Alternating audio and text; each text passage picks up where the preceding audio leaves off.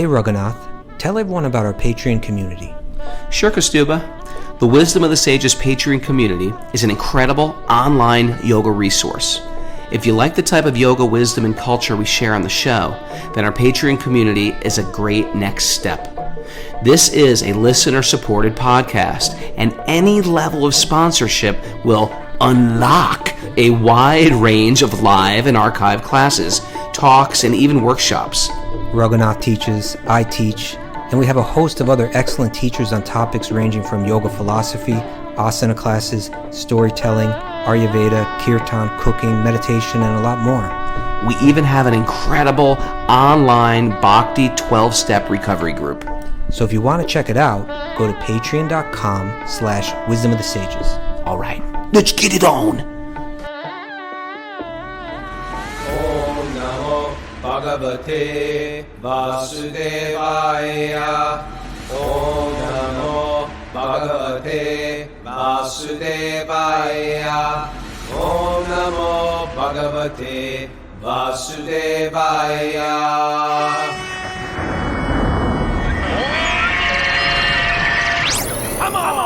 Live from Canaan, New York.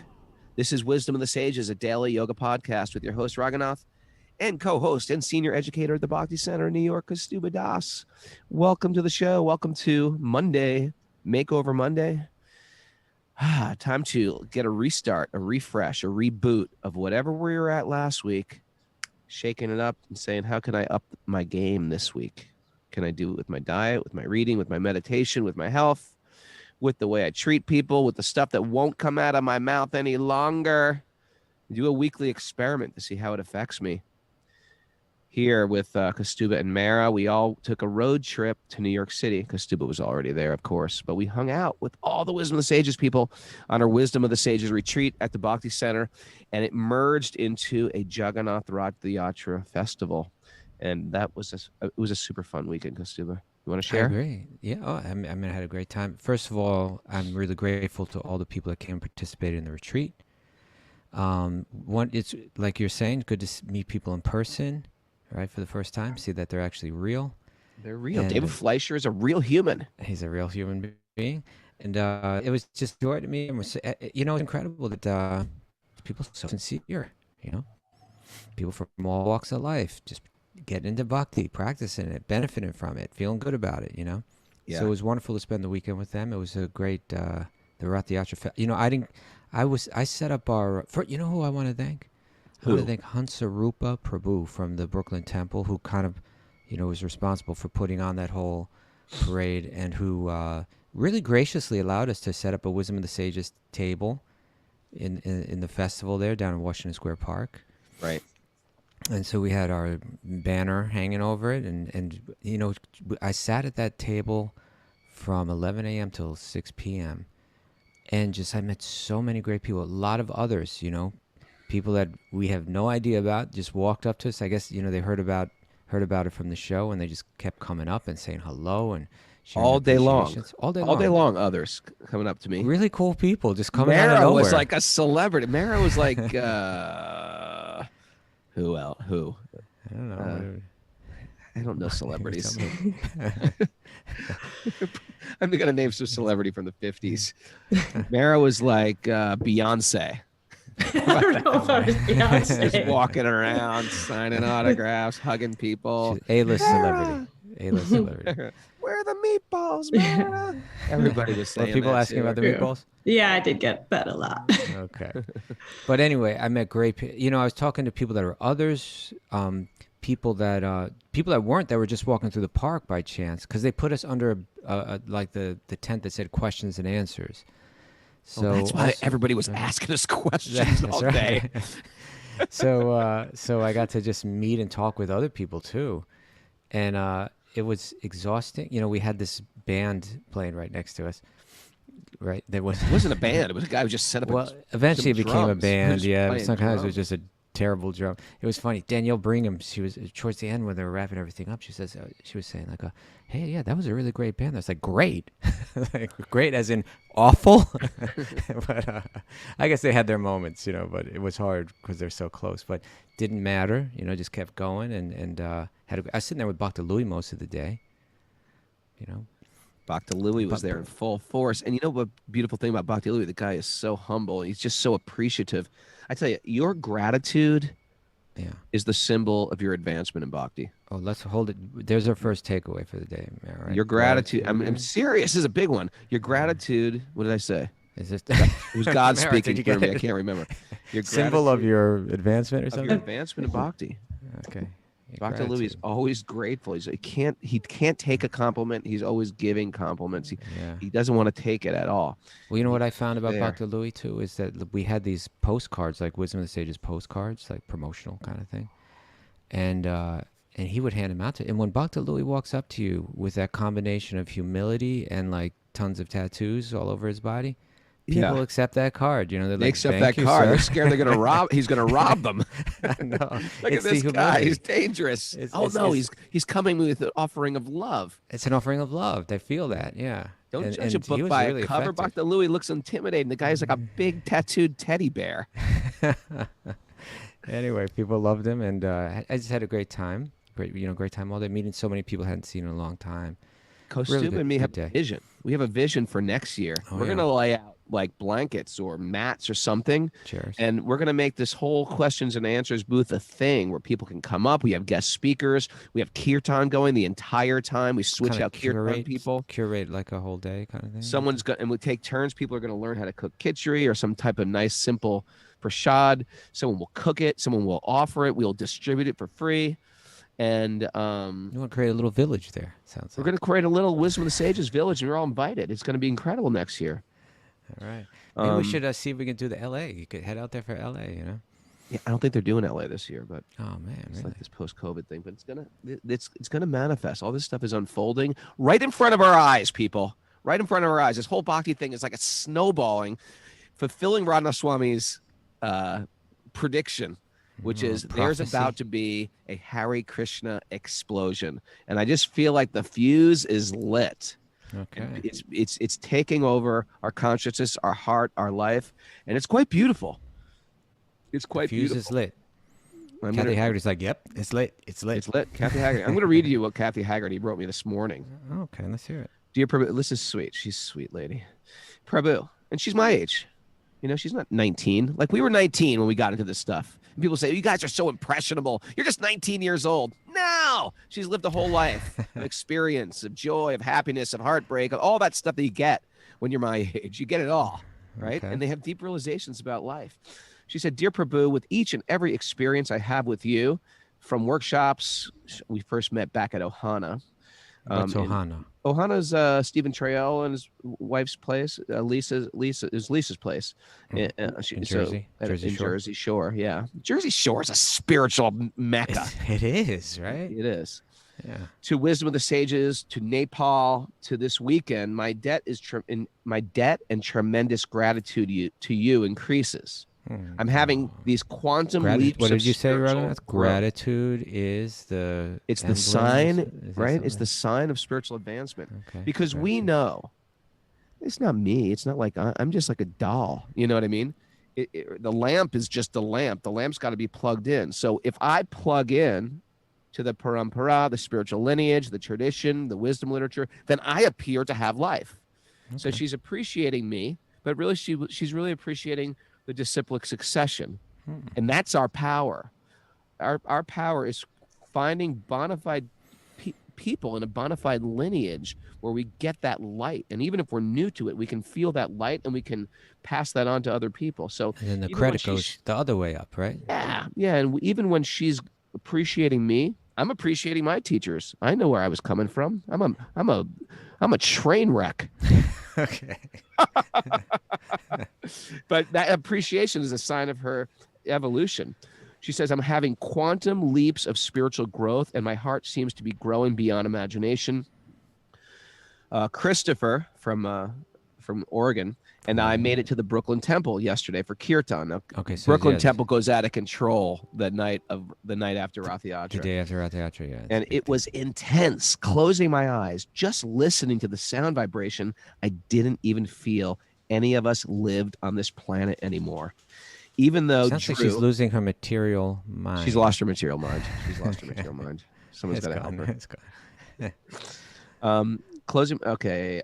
Even though Drew, that's Drew Lawrence, the astrologer, told me I may likely live a long life, it felt as if I left my body today. And I would leave, if I was to leave my body today, I would leave very happy and closer to God. Thank you for being such a profound teacher in my life. Thank you, Kathy Haggerty. She's immersed in appreciation. She's feeling it. The process works. I wanted to quote a good verse in this regard. What do you got? If you don't mind, Kaustubha, I'm going to quote a verse. Look at you with your book there. Vasudeva Bhagavati Bhakti-yogi prayojitaha janati ashu vairagyam yanachayada haitukam. Okay. Right? By rendering devotional service, which is bhakti, by rendering bhakti to Krishna, the personality of Godhead, one immediately acquires causal knowledge and detachment from this world. Okay? Here's another one from 18th chapter, 1855. Bhakti yamam abhijananti yavan yaschasmi tatvataha tattoman tatvato gyatva vishate tad anantaram. One can understand me, this is Krishna speaking, as I am, only by bhakti. And when one is in full consciousness of me, by such devotion, they can enter into the kingdom of God. I say these verses because what Kathy is experiencing is real. It's what Matthew Save is experiencing. It's what Ariana and David are experiencing. As you take a step towards Krishna, Krishna is taking thousands of running steps towards you. And it's becoming alive. It's becoming real. I don't have to preach it to them.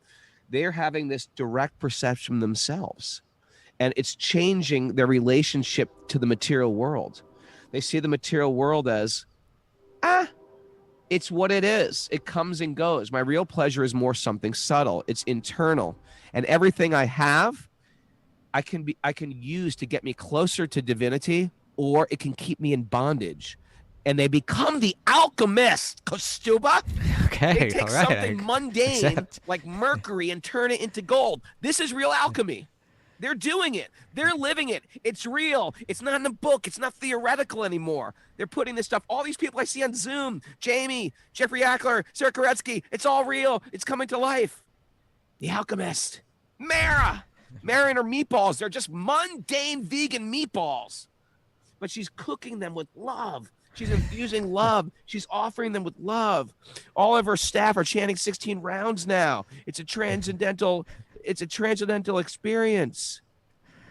They aren't, because she gets people coming out calling it all the time. They're saying, Mary, how do you do that? How do you get your whole staff where you work? And they says, no. You know what? She's serious herself, and they follow her lead. That's what happens. Right. She's serious, and then they become serious, because there's a ripple effect that goes on in this world. All right. The transcendental domino effect. Mara lives that.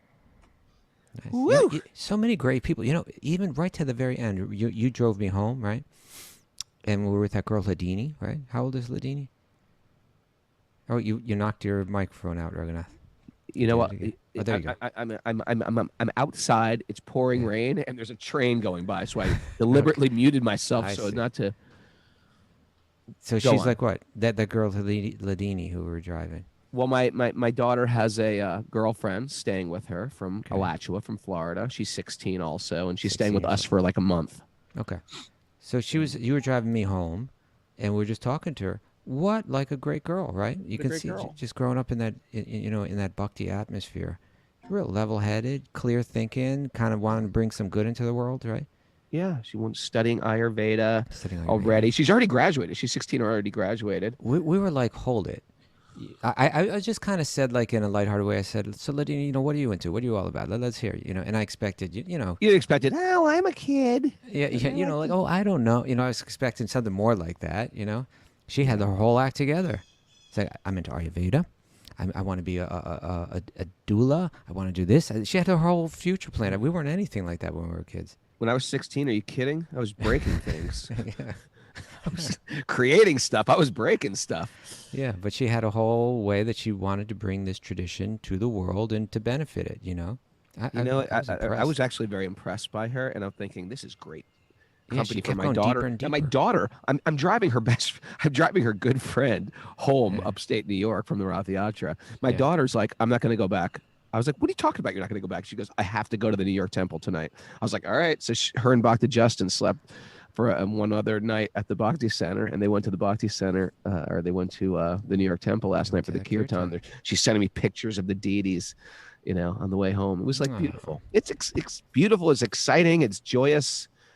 It's kid friendly, as you like to say. It's kid friendly, and it's just a way to deal with the kooky material world. The material world's going to get kooky. Doesn't matter whether you're practicing bhakti or not practicing bhakti, or if you're a materialist, if you're homeless, if you live in a palace. The material world is going to get kooky. Expect it. How am I going to deal with it? That's what's going to make my life successful or make it fall apart. All right. Hashtag that one. The material world's going to get kooky, Mara. It was a great day, and a great weekend. It was heartbreaking to have to say goodbye to everyone so soon. It's just like we're just getting to know each other, and then everybody goes home. I know. We're going to do it again because we're going to Italy, people. Oh, yeah. We've designed this incredible Italian retreat, and we're trying to keep the prices super reasonable. And we're staying at this beautiful palace. That's a temple, and it's like an ashram. It's sort of ashram. It's not like it's beautiful, but it's simple and clean. And then we'll have rendezvous to Florence and rendezvous, monsieur. Okay, whatever. Then we're going to celebrate Krishna's appearance day there too. So we're about to go public with it. Okay, so yeah, people are asking for details, but the details are yet to be made public, but they're coming real soon, right? They're coming like today. I just got off the phone with Vivi. She's organizing it. Oh, Vivi's organizing. Vivi's coming. Yeah. Great. So maybe today we'll get so you look at our social media. We'll get it up on our website. We'll get all that out there. Yeah. Soon. Yeah. Okay. Alrighty. All right, then. Oh, man, I'm cold. Om Namo Bhagavate. No, not that one. What do we start? Narayanam. Narayanam Namaskritya Naram Chaiva Narottamam Devim Saraswatim Vyasam Tato Jayam Mudiraye. Before we start in the Srimad Bhagavatam, which is our very means of conquest, one should offer respectful obeisances to the Supreme Lord Narayan. Unto Narayan Rishi, the supermost human being, unto Mother Saraswati, the goddess of learning, and to Srila Vyasadeva, the author.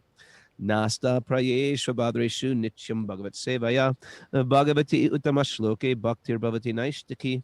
By regular attendance in classes in the Bhagavatam and by rendering service to the pure devotee, all that is troublesome to the heart will become vanquished, and loving service to the Supreme Lord, whose praise with transcendental songs will be established as an irrevocable fact. Om Gyana Tamarandasya Gyananjana Salakaya Chaksurunmadatam Yena Tasmai Shri Gurave Namaha.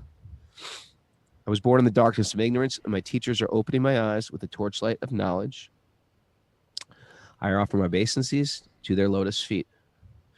This is it. We can't pay back those teachers, right? We have teachers in our life. You can't pay them back.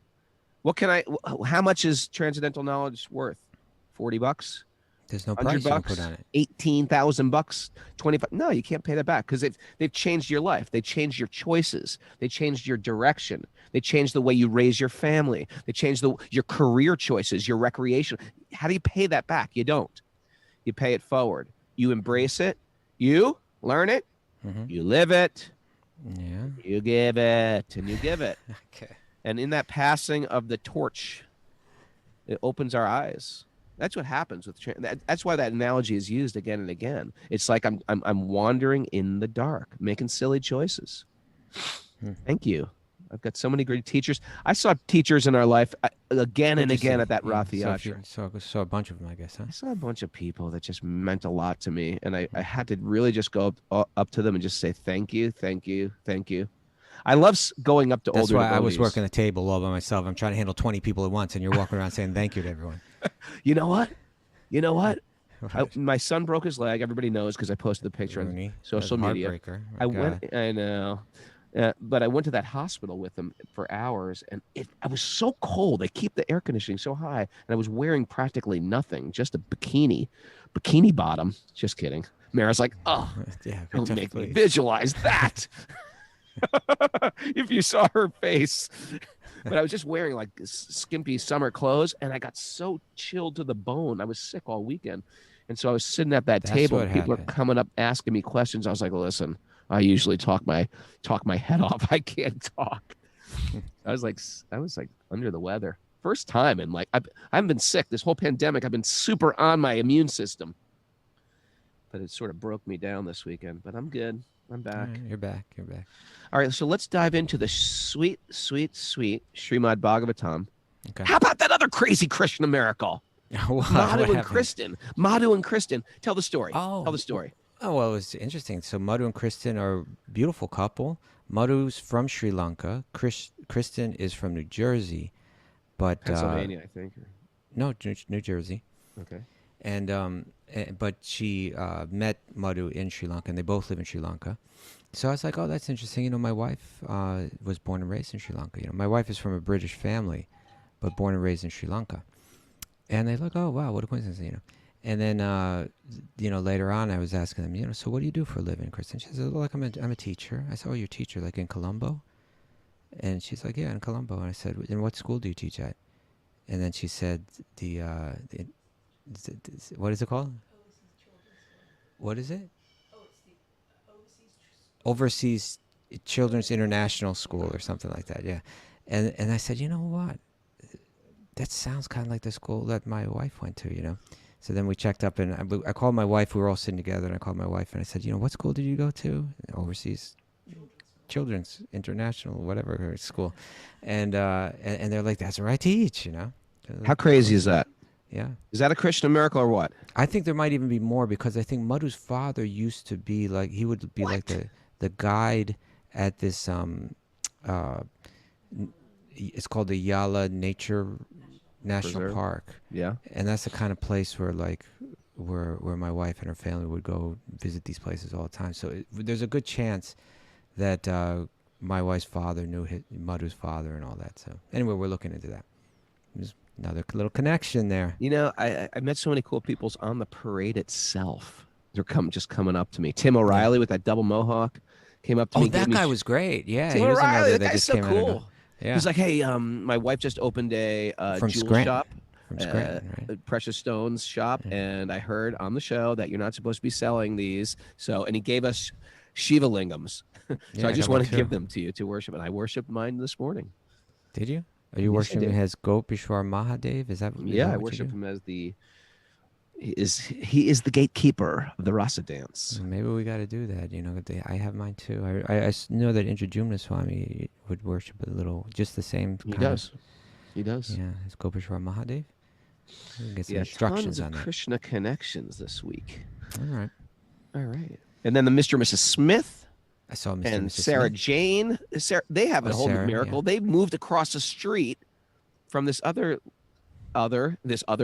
Sarah Jane, and they both listen to the show in the middle of Pennsylvania, somewhere weird. That's a Krishna miracle, because Pennsylvania is a very large place, and they moved, of all places, right across the street from another person that was another. They didn't know each other beforehand. I'm not sure. Oh, well, that changes the odds. a No, little no, bit. no. If they knew each other well, already. Well, no, I don't think they knew they were living across the street from. We each got to other. get that. Are they here with us today? We gotta Gotta find the deal. yeah, we gotta figure out the deal. Jeffrey That's a true Krishna Ackler. miracle, This right? guy is like a mysterious transcendentalist He was from great. Philadelphia. Love him. I just read his sweet card he wrote me today. He's so sweet, this guy. Yes. And he appeared out of nowhere. He doesn't know anybody in Philadelphia that we know, and he just came out of nowhere. Hey, you want to hear something crazy? On the Alright. drive home on the Sawmill Parkway, I went to get a cup of coffee because I was getting a little snoozy, and so I'm asking for the coffee, and there's just like sort of like this big dude behind the counter, and he goes, "Hey, I like your shirt." I had the Super Soul shirt that says, "I'm not the body, I'm not the mind, I'm something divine." He said, "You look like a guy named Raghunath Kapo." Mhm. And I said, "Are you Raghunath Kapo?" And I said, "Yeah." He goes, "Man, I just listened to you on Joe Rogan. Look at I'm that. totally into this." He knew nothing, though. Totally into I'm that. totally into this. I'm getting a copy of the Bhagavad Gita. I really want to get into this. I'm not a Hindu or anything, but I just like this stuff. You know why, people? You know why? Because it's truth. It's for all people. It's not Hindu truth. It's for all people. Truth is truth.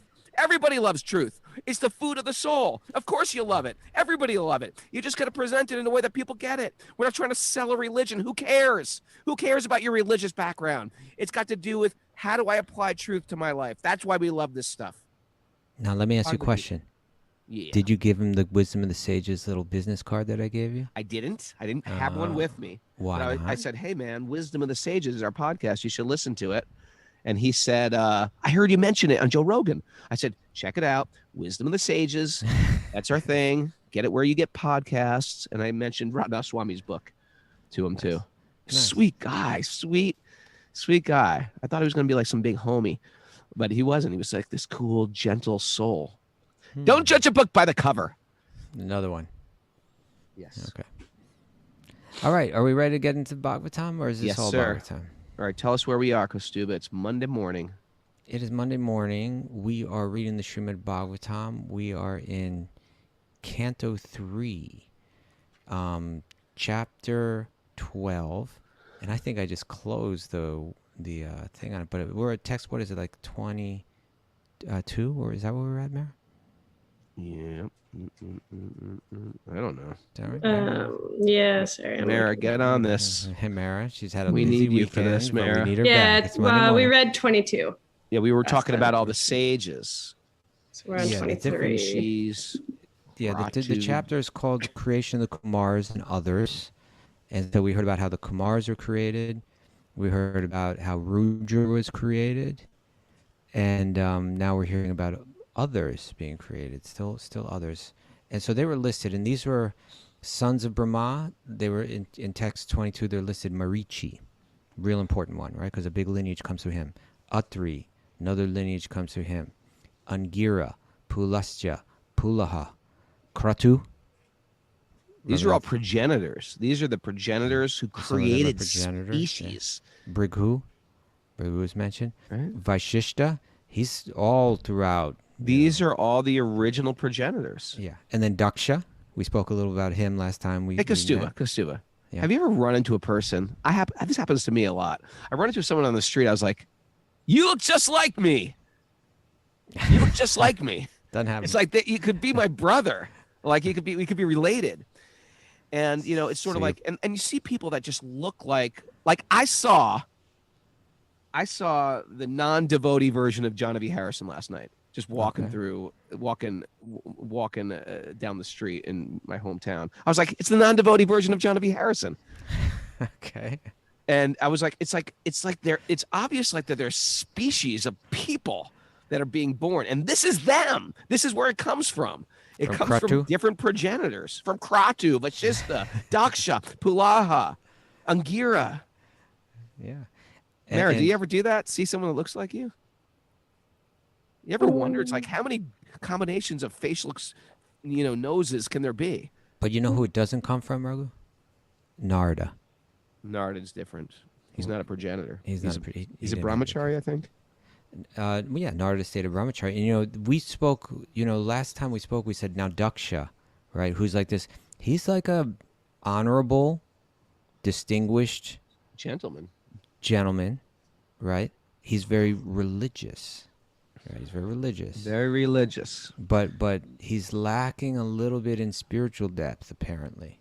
Well, sometimes when you know a lot about religion, Yeah. and when you're very sophisticated and you do the right thing all the time, something can happen there, which is problematic to bhakti. What's that? How can that be problematic to bhakti? I'll tell you. You get a little arrogant.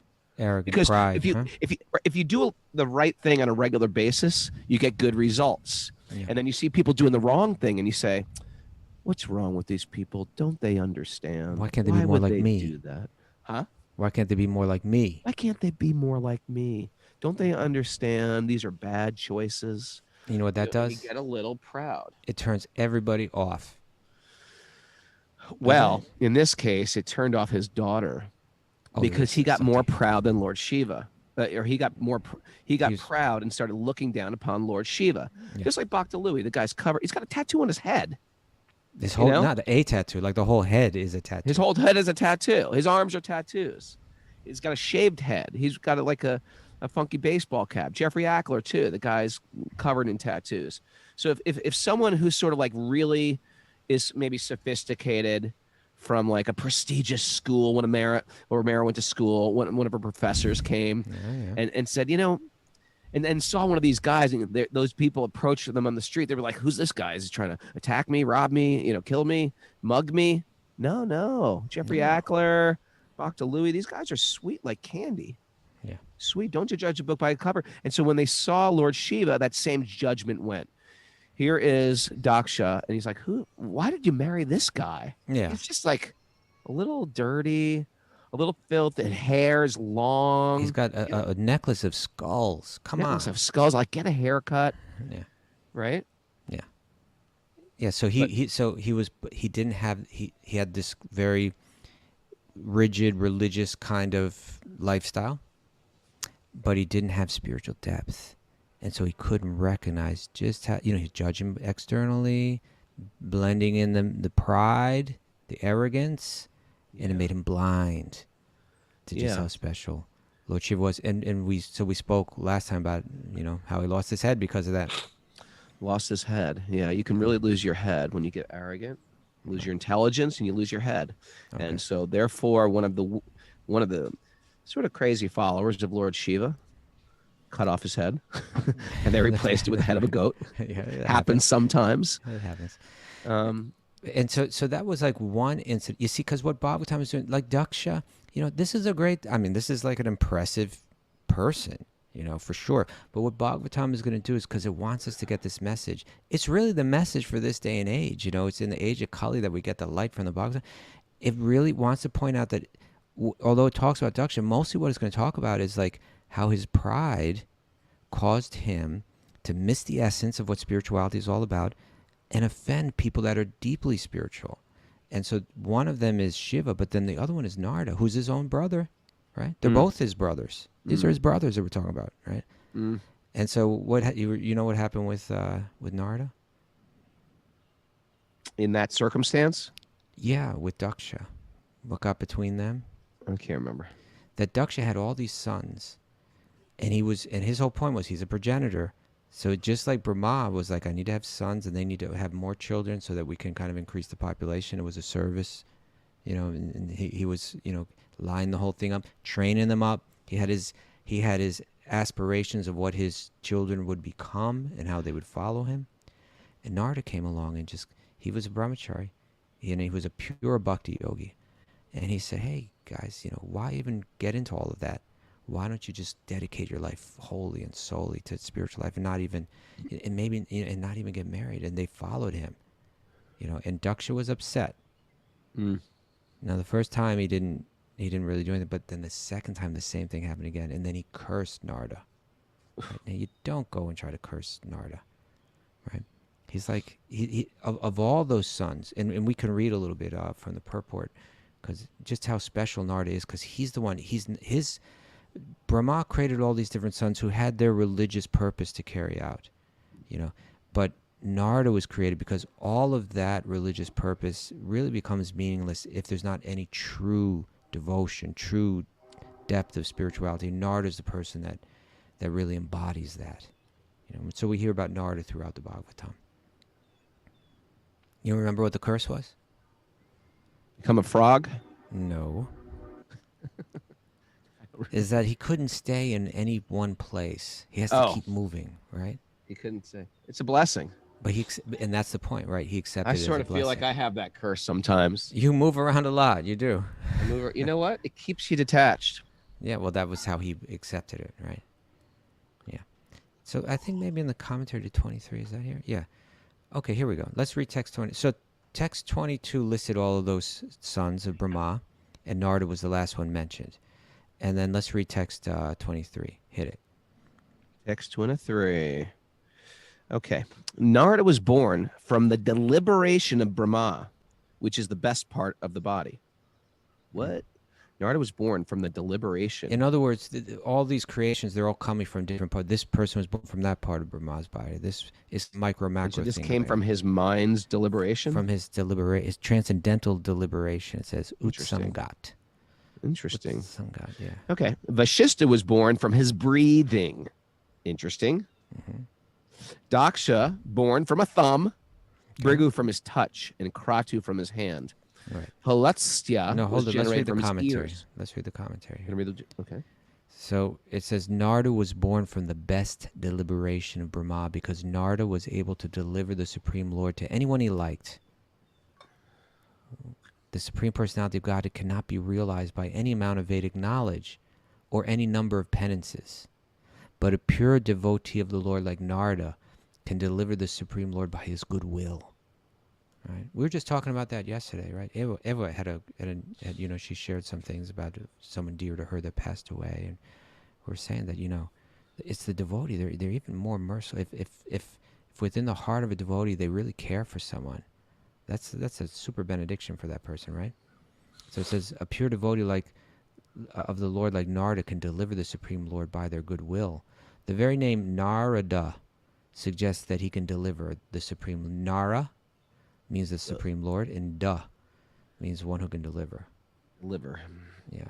So he's the deliverer of bhakti. So it says that he can deliver the Supreme Lord does not mean that the Lord is like a commodity that can be delivered to any person, but Narada can deliver to anyone the transcendental loving service of the Lord as a servitor, friend, parent, or lover, as one may desire out of one's own transcendental love for the Lord. In other words, it is Narada only who can deliver the path of Bhakti-yoga, the highest mystic means for attainment of the Supreme Lord. And so Narada goes on to compile the Narada Bhakti Sutra. Really nice book. We should read a little from that sometime. Yeah. Maybe you should do Narada Bhakti Sutra night. Yeah, that would be a good. Every Patreon. verse rich with transcendental knowledge. All right, Pulastya. Okay. Narada was born from the deliberation. Pulastya was generated from the ears, Angir from the mouth, Atri from the eyes, Marichi from the mind, and Pulaha from the navel of Brahma. Can you say something famous about Pulastya Muni? Huh? It sounds Kaustubha trivia hot seat. You got me. You burned me on the hot seat because it sounds so familiar, but I can't think. Pulastya. Mara, Oh, you got it? I know. Does that have something to do with the goat? Mara, no, wait, Govardhan, Mara, Govardhan. All right, you see. Yeah. He cursed Moved Govardhan Hill Govardhan. to That's shrink. right. That's right. Pulastya. Okay, so he was generated from the ears. Religion. Okay, now so those are the sons of Brahma. Now we're going to hear about how Dharma and Adharma are manifested from Brahma. Okay. Next so creation, right? the translation here is religion, but let's just call it Dharma. Okay. Dharma was manifested from the breast of Brahma, Mhm. wherein is seated the personality of Godhead Narayan. And Adharma, going against Dharma, appeared from his back, where horrible death takes place for the living entity. 26. Lust and desire become manifested from the heart of Brahma. Anger from between the eyebrows, greed from between the lips, or the power of speaking from his mouth, the ocean from his penis, and low abominable activities from his anus. The source of all Abominable, sin. not abdominal. Abominable. Abominable activities from his anus.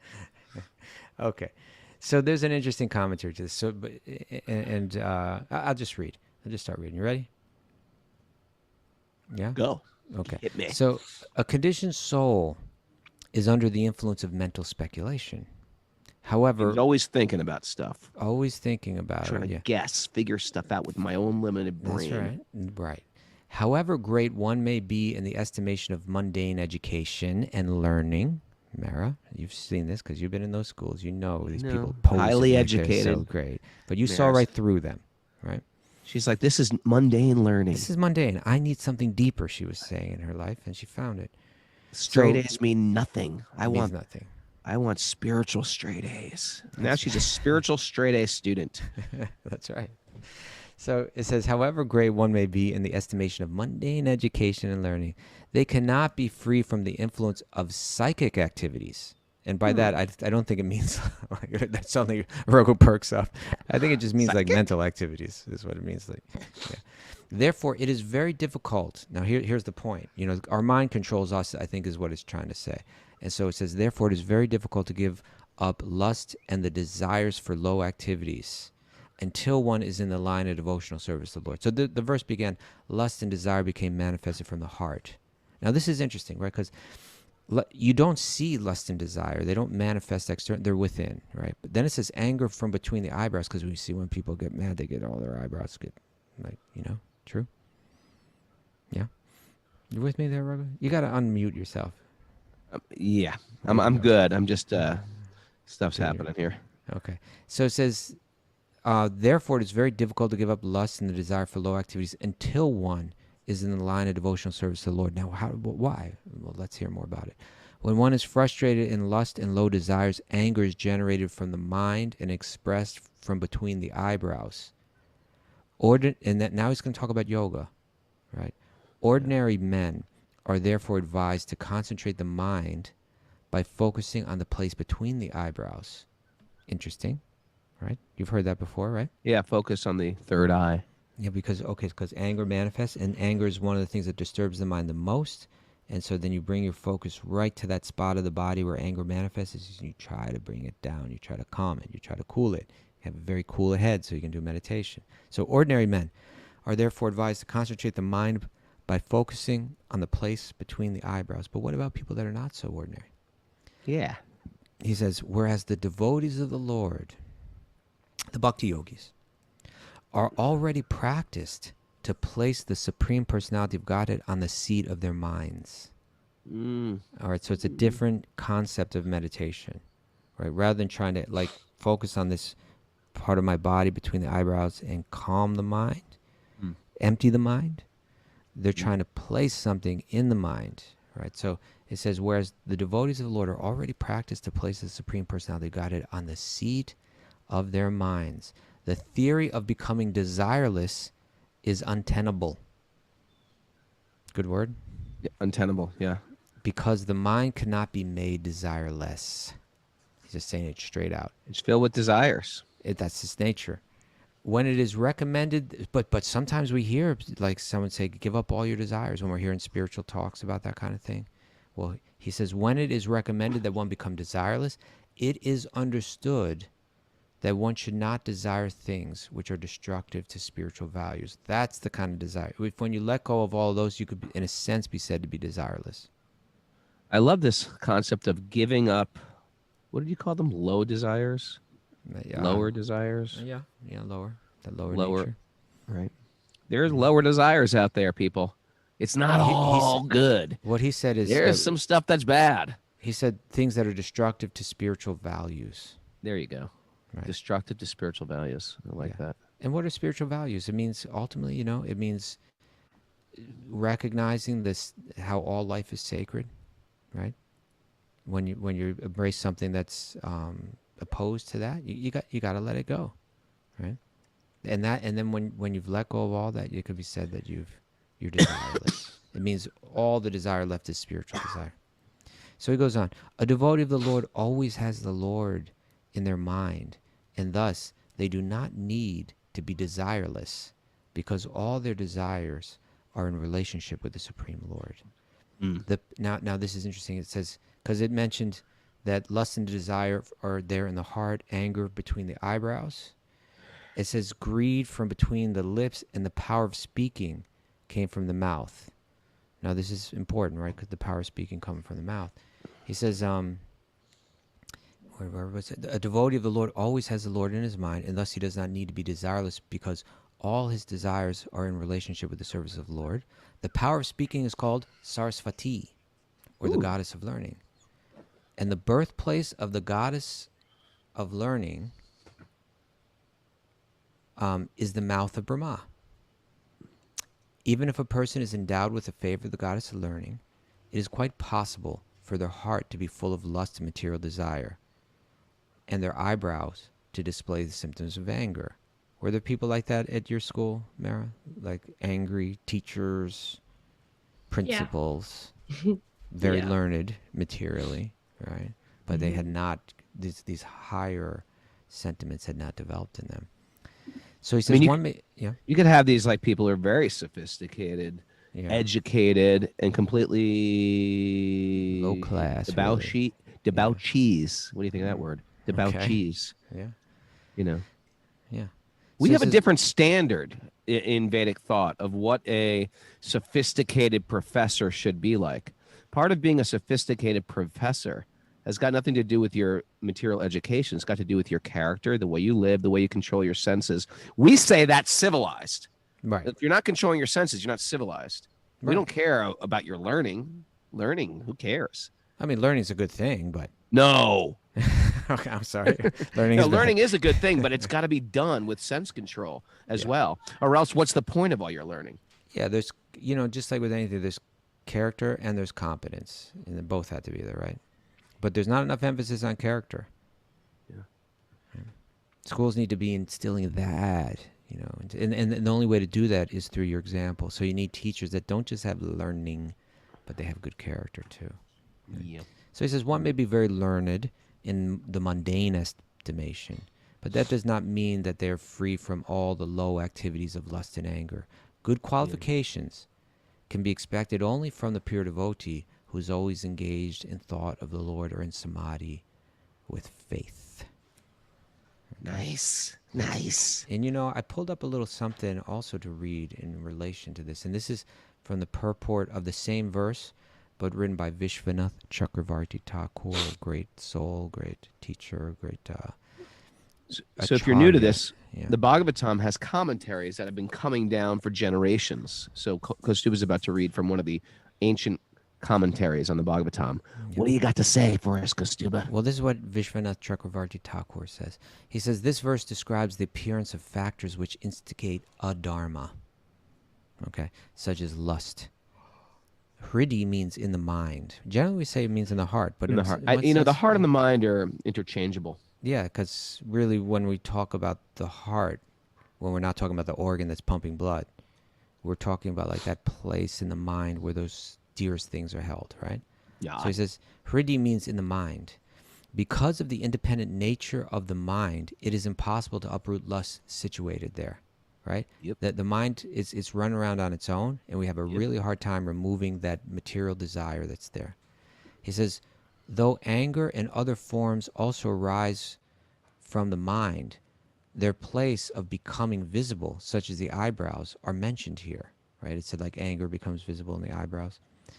Those who possess lust and anger, though humans possess lust and anger, it is possible for them to develop wisdom composed of knowledge of Scripture. To show this, the manifestation of wise words is described. Speech arose from his mouth. Okay, so it mentioned Dharma came from his breast, then Adharma came from the back, and then it said that Sarasvati, or learning, knowledge, came from the mouth, and it's saying through hearing right, through hearing the right information, reflecting on that right information. This is the process, like to learn to let go of our lower desires and embrace the higher desire. Speak to me, Raghu. I see you look like you're just bidding adieu to someone over there. You know what? I'm here with Gopal Yeah. and Gorangi, and they're going off. He's got chemotherapy, and we're all saying prayers. He's got chemotherapy for the next 3 days. So just to see these beautiful family, and just, material world's throwing everything at us, and these guys are just going through, being dutiful, being dedicated. I heard the Arctic bells ringing this morning in their house, and it's just beautiful to see them go on, move along. What's the verse you like to put? Titanukam partam. Tatena kampam, Yeah. shamanaha. Yeah, Yeah. say that verse, please. Well, that one who, let me look it up because I want to say it right, but Say it it was right. like, But basically, you look it up and just say, people, they're just going through their stuff, and they're still applying bhakti. And sometimes it's hard because I can't figure it out. Sometimes I get mad and angry and resentful. Why? Because I've been practicing that for lifetimes. And sometimes, and here's Deborah. She's got a baby in one hand, Gorangi. She's got a baby in one hand, got a 5-year-old following her behind. She's about to drive her husband to Westchester, to get chemotherapy for 3 days straight. And she's, what do you call it? And she's handing me a glass of water. I'm just sitting here, you know what I mean? She's trying to serve the devotees. It's just so beautiful to see that. So what's that translation? So it's text. It's Canto 10, Chapter 14, text number 8, spoken by Lord Brahma to Krishna. And Lord Brahma says, my dear Lord, one who earnestly waits for you to bestow your causeless mercy upon them, all the while patiently suffering the reactions of their past misdeeds, and offering you respectful obeisances within their heart, words, and body, is surely eligible for liberation, for it has become their rightful claim. Right? You need to unmute, Raghu. That's how I feel. That's how I feel just watching Seeing seeing this beautiful family do their thing. Right. And it's not easy. In other words, their misfortune hasn't made them bitter towards God or confused them in some way, but they accept it and they continue to offer their devotion from the core of their hearts. With the I'm words and sure body. anybody goes through their sense of, right? Because we've been practicing bitterness, we've been practicing resentment, we've been practicing victimhood, and so what's happening, and I'm witnessing this, is you can see those things surfacing, and then you realize, like, they know the red flags. This isn't right. I'm not going to let this take control of me, and it's just beautiful for those people who are going on with this stuff, and we all get this stuff dealt to us. And to hear these truths from the Bhagavatam, like, okay, can I apply bhakti in the midst of this? Yeah. And then notice those. Most people don't notice their shortcomings. They're just, we were just talking about the other day, they're curmudgeon-y. They're just like get bitter and angry, and that just becomes part of their identity. I'm sorry, they're what? They become bitter and angry. No, before that. They're curmudgeon-y. Okay, thank you. You know what a curmudgeon is? They're curmudgeon-y. Tell me. And they just, that becomes part of their identity, and they just complain, and it's part of their regular language that comes out of their mouth. As you practice bhakti, it doesn't mean now I'm going to be Mr. Positive. Generally, we're still working with our own curmudgeoniness. We're working to try to undo that stuff. And now red flags are coming up. Yes, Mara. Yes, it is. Curmudgeonliness. Curmudgeonliness. So it's not like all of a sudden now we're perfect beings. We're dealing with our stuff. Yeah. But it's going to come up, and we're going to notice it. And just like if you're an alcoholic and you want to, a lot of times people who are alcoholics don't realize they're alcoholics until a group of loving friends say, hey, dude, you got a problem. The intervention, until they get to that point where they realize, man, I got a drinking problem. That is a beautiful place to be. Not that they have a drinking problem, but that they're realizing they have a drinking problem. So in our path of bhakti, we start to realize, oh, this is how I'm dealing with strain, loss, heartbreak, disease, chronic disease. This is how I'm dealing with it. I'm getting angry, bitter, curmudgeonly-ish. Curmudgeonly. And that is beautiful to witness. And yes. You know, it's and Krishna is ruining my internet, so I come here and I do the Bhagavatam when they're here. Generally, they're here. My internet's completely down at my house right now. Really? Yeah. You gotta get that fixed. Yeah. So, yeah, you know, I'm inspired. I'm, you know, I see Danny Kazakowski. She's writing, you know, Bhakti will help you get through chemo. Love for Krishna got me through. Prayers for Gopal. You know, it's like this process, like where we started. You know, we met so many people today. Many of them are really new to Bhakti. You know, Matthew Seva, it's a new thing for him, but it's like Matthew Seva. It's lighting up his life. It's changed his life. You David know? Fleischer, Matt Godden, so many. You know, so many of the people, and none of us. You know what? We don't need to pose to be spiritual, right? We don't need to kind of like take on external airs of spirituality and all that. None of that. Talk softer. Yeah. What? Hi, Mara. Namaste, Mara. Yeah. Even Shanti. We don't have to. Yeah. Blessings to you, Mara. Blessings. Yeah. It's nothing external, but what it is it's like we're all going through this is the way that we look at it, right? We're all going through the reactions of our past activities, right? And a lot of them are rough.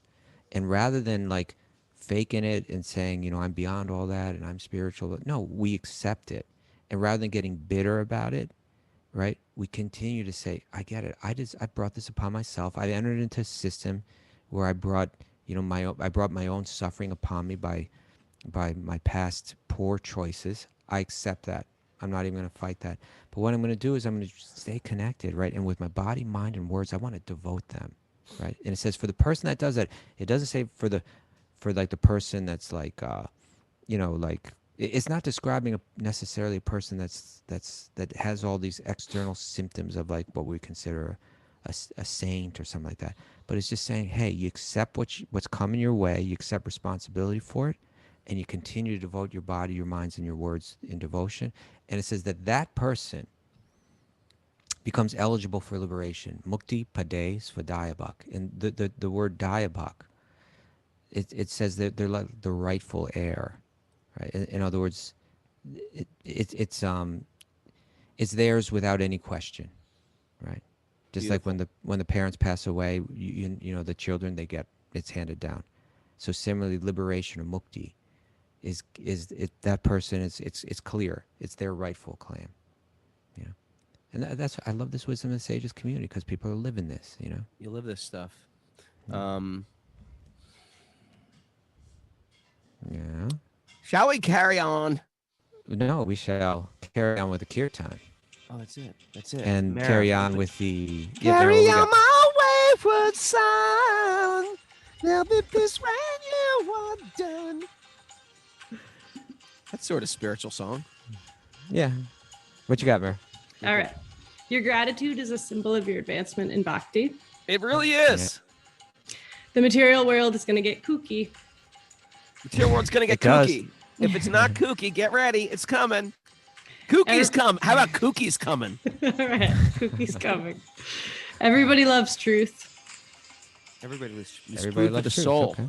Yeah. Food for the soul. Good Truth. for the soul. Don't judge a book by its cover. Never. Never. Give up desires that are destructive to spiritual values. Ooh, Milaki. Notice your curmudgeonliness. Notice it. Check it. Take change notes. it. Notice it. Check it. Change it. Boom. That's another I one. like it. Accept your suffering and stay connected. Ooh, acceptance is the key that set me free. How about that? Wow. Yeah, And the good fuse ones. is lit. How's that one? Yeah. The fuse is lit. The fuse is lit. There's a Bhakti recovery group meeting at 1 p.m. today, and we're doing Sweet Baby Krishna tonight at 8:30 for Patreon. Tattoo gonna that on your stay. neck. We're going to stay at 8 a.m. at least for this week. That's what we're saying right now. It's called right? Sleep in Summer. All right. So we'll be at 8 a.m. Look this at week. Jamie Stafford's kids. Oh.